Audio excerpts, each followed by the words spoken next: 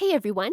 Welcome to day 12 and the final day of my 12 Days of Interactive December Dailies video series. Today I'm working on story 31 in my 10x8 December daily album, which is, of course, the story of our New Year's Eve celebrations. First off, I'm working on the shaker pouch that's going to go in front of my large photo. I've printed off the words Goodbye 2021 in the center of a sheet of transparency with my toner printer, which means that I can foil this with my laminator. Here I folded a piece of printer paper so that it has a little flap on one side, and this just helps to feed the gold foil and the transparency through the laminator at the same time. And I'm using this Heidi Swap gold foil with stars in it. I thought this would be perfect for New Year's Eve. And it comes in this huge roll, so I just cut off a smaller piece so that it's a bit more manageable, and I'm putting this with the pretty side facing up, right on top of my transparency with the printed text facing up. And I've also preheated my laminator so that it's on the hottest setting. For this particular laminator that I'm using, it's set to the 5mm laminating pouch setting.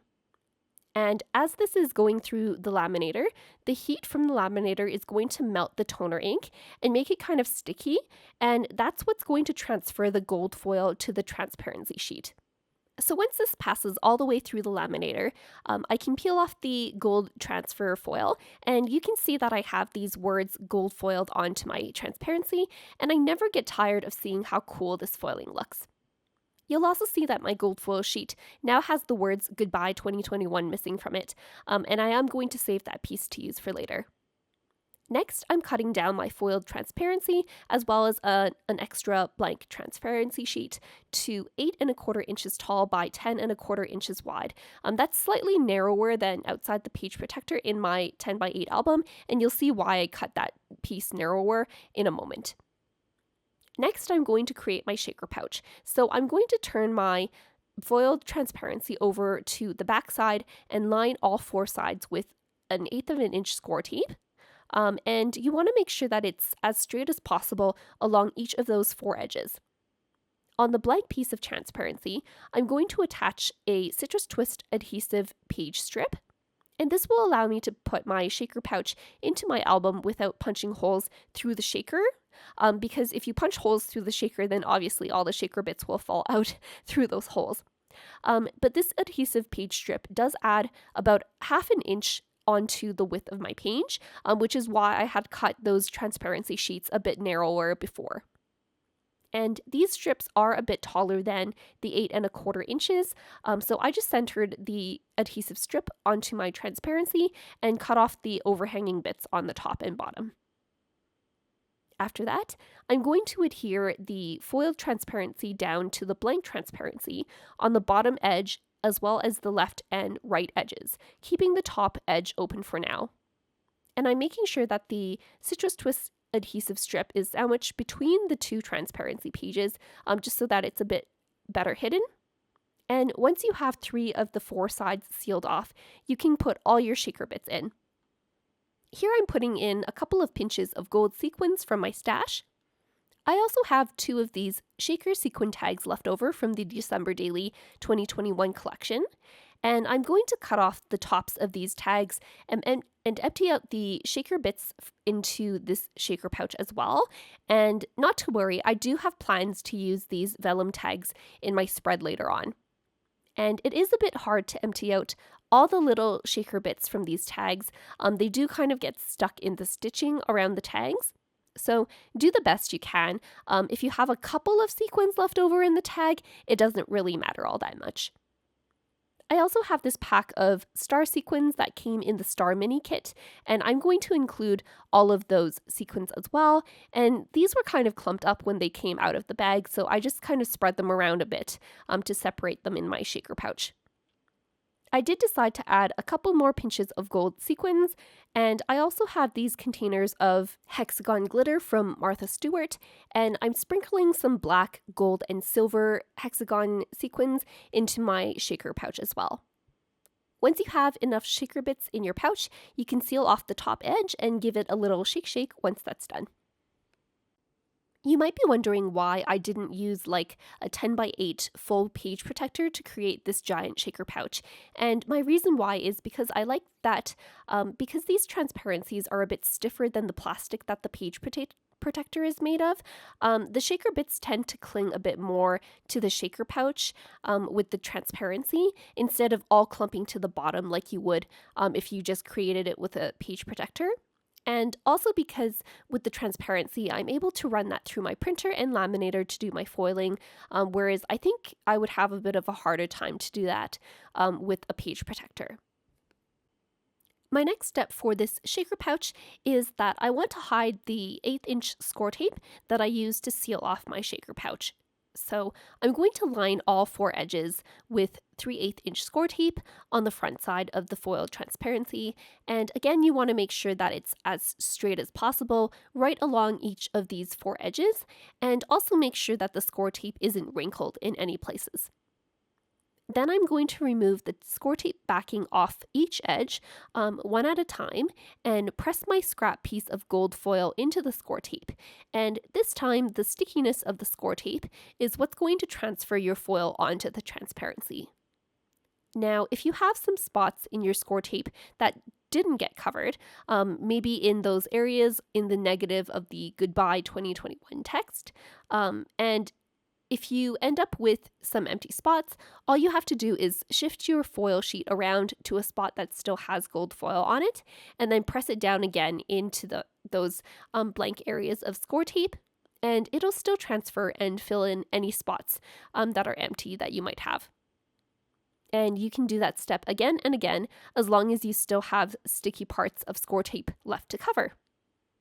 So now that my shaker pouch is done, I'm going to work on the full page photo that's going directly behind it.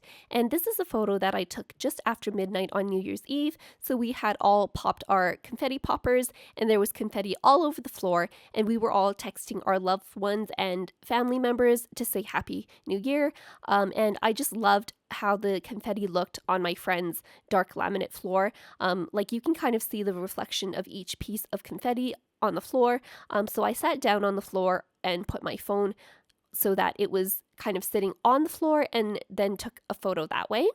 And it just provided a nice dark area on the floor in the photo where I could type in some journaling in white text as well. And here's where I'm going to use up these cut up shaker tags. So my friend Nolana had done a spread in her December daily for our December daily creative team Instagram hop featuring these vellum shaker tags, where she stacked a couple of these tags on one side of the page and created pockets behind them. And I got the idea from that it would be kind of cool to turn these shaker tags into actual pockets themselves so that I could have a photo mat inside the shaker tag that's attached to the top tag portion. And if you pull on that tag portion, the photo mat comes out and you can look at the photos on either side. So here I'm just cutting my white cardstock down so that it's the right width to fit into these vellum shaker pouches. So that's 2 1/8 inches wide. And I'm also going to cut this down so that the whole photo mat will fit inside the vellum tag when I have the topper on, which is about 3 inches tall. And I did print out 4 photos at 1 3/4 inches wide by 2 1/4 inches tall to go on the front and back sides of these photo mats as well. After that, I'm adhering some 1/8 inch score tape on the top of my photo mat, and that's going to allow me to attach it to the inside of this tag topper piece. And I just made sure to push the white cardstock in as far as it could go inside the tag topper. Here I'm just adhering my photos onto either side of that piece of white cardstock. And once that's done, you can see that the photo mat fits perfectly into this vellum pocket. One thing to note as well is that if you have any shaker bits remaining inside the vellum tag, they can prevent you from sliding your photo in all the way. So do try to take out as many of the shaker bits as you can. Just going to repeat the same steps with that second shaker tag.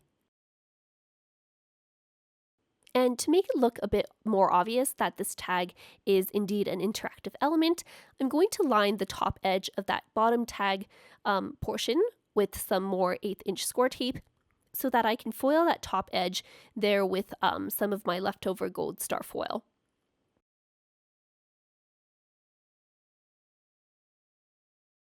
Once that's done, I'm attaching my vellum tags down to my photo with some 1/8 of an inch score tape all the way around 4 sides of the bottom part of the vellum tag only.